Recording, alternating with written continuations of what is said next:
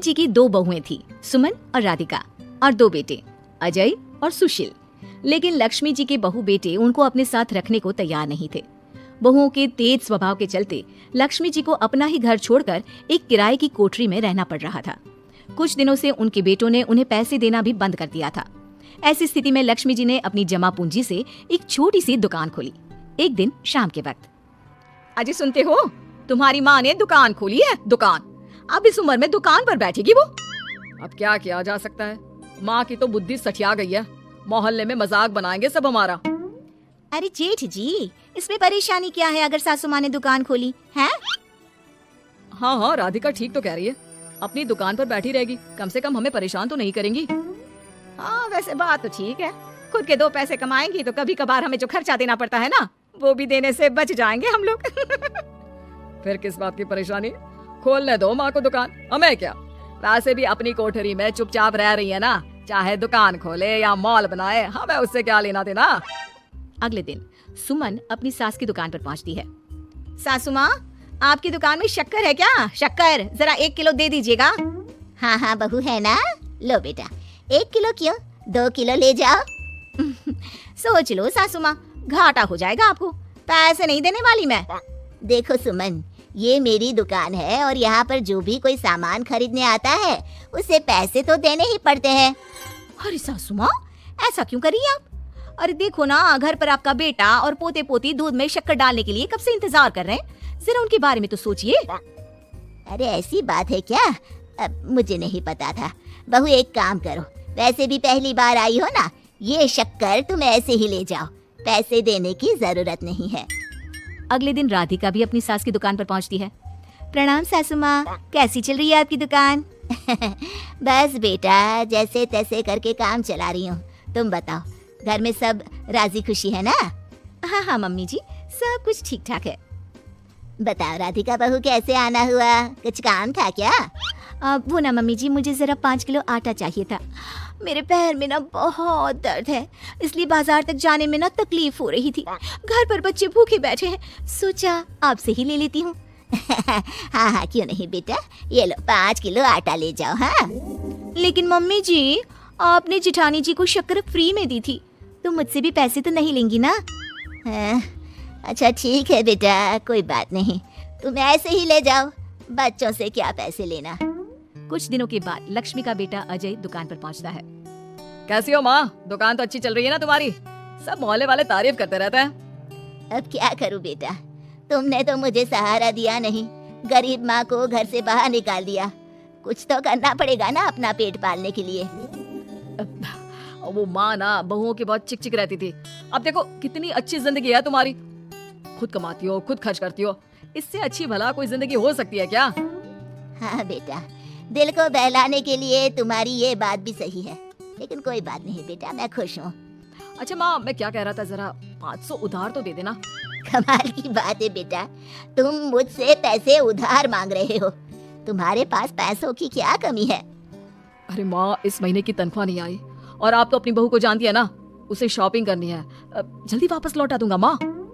ठीक है बेटा, ये लो 500 रुपए, लेकिन देखो कुछ दिनों में वापस दे देना, मुझे अपनी दुकान के लिए माल भी तो खरीदना है। हाँ हाँ ठीक है माँ, जल्दी पैसे लौटा दूंगा। बहुत दिनों तक अजय अपनी माँ लक्ष्मी के पैसे वापस नहीं देता और सुमन और राधिका बार बार किसी न किसी बहाने से अपनी सास लक्ष्मी की दुकान से बिना पैसे दिए खूब सारा सामान ले आती है, जिसकी वजह से लक्ष्मी को अपनी दुकान में बहुत घाटा होता है। फिर एक दिन जब राधिका सामान लेने के लिए लक्ष्मी की दुकान पर पहुंचती है, सासू माँ जरा वो 1 किलो दाल तो देना। नहीं बहू, अब मैं तुम्हें या सुमन को कोई सामान फ्री में नहीं देने वाली। तुम लोगों ने कभी कोई मदद नहीं की मेरी, उल्टा मेरी दुकान से फ्री का सामान ले जाकर मुझे मुश्किल में डाल दिया है। लेकिन मम्मी जी, हम तो आपके बच्चे हैं ना। अगर इतना ही मेरे बच्चे हो तो फिर मुझे घर से बाहर क्यों निकाल दिया? देख बहू, अब मैं तुम्हें 1 रुपए का सामान भी फ्री में नहीं दूंगी, और जाकर सुमन को भी कह देना, आए दिन तुम्हारा पति मुझसे उधार ले जाता है और वापस भी नहीं लौटाता। राधिका गुस्से में घर वापस आती है। घर आने के बाद, क्या हुआ राधिका, बहुत गुस्से में लग रही हो तुम? सासू माँ की दुकान पर गई थी ना?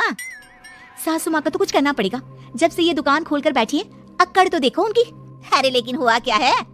होना क्या है, दाल लेने गई थी मुझे 4 बातें सुनाकर उल्टा भेज दिया, कुछ दिया भी नहीं। ये तो सासू माँ ने ठीक नहीं किया। देखो मेरे पास ना एक बहुत अच्छा प्लान है। कैसा प्लान भाभी? हम अपनी सासू माँ की दुकान में किसी चोर से कहकर चोरी करवा देते हैं और सारा सामान अपने घर मंगवा लेंगे। उसके बाद हमारे पास फ्री में सामान भी आ जाएगा और सासू माँ की अकल भी ठिकाने आ जाएगी।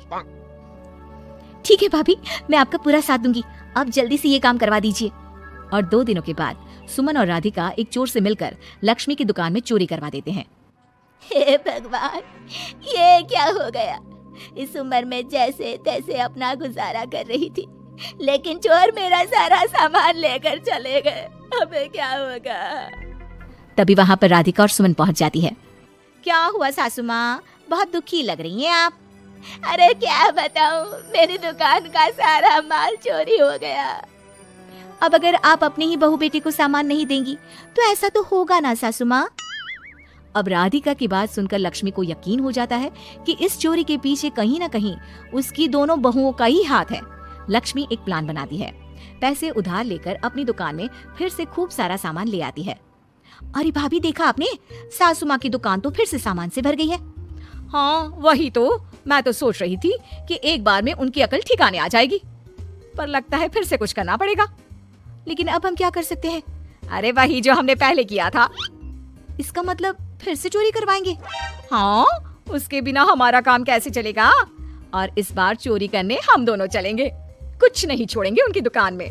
सुमन और राधिका दोनों मिलकर लक्ष्मी की दुकान में चोरी कर लेती हैं और सारा सामान चुपचाप अपने घर के स्टोर में लाकर रख देते हैं। लेकिन सुबह होते ही लक्ष्मी पुलिस लेकर सुमन और राधिका के घर पहुंच जाती है। इंस्पेक्टर साहब, मेरी इन दोनों बहुओं ने ही घर में चोरी की है। अरे ना ना इंस्पेक्टर साहब, ये हम पर झूठा इल्जाम लगा रही हैं। अरे हम क्यों इनकी दुकान में चोरी करने लगे? माँ, आपको शर्म नहीं आती अपनी बहू पर झूठा इल्जाम लगाते हुए? हाँ माँ, हम आपके बेटे हैं और ये आपकी बहुएं हैं, आप ऐसा कैसे कर सकती हैं?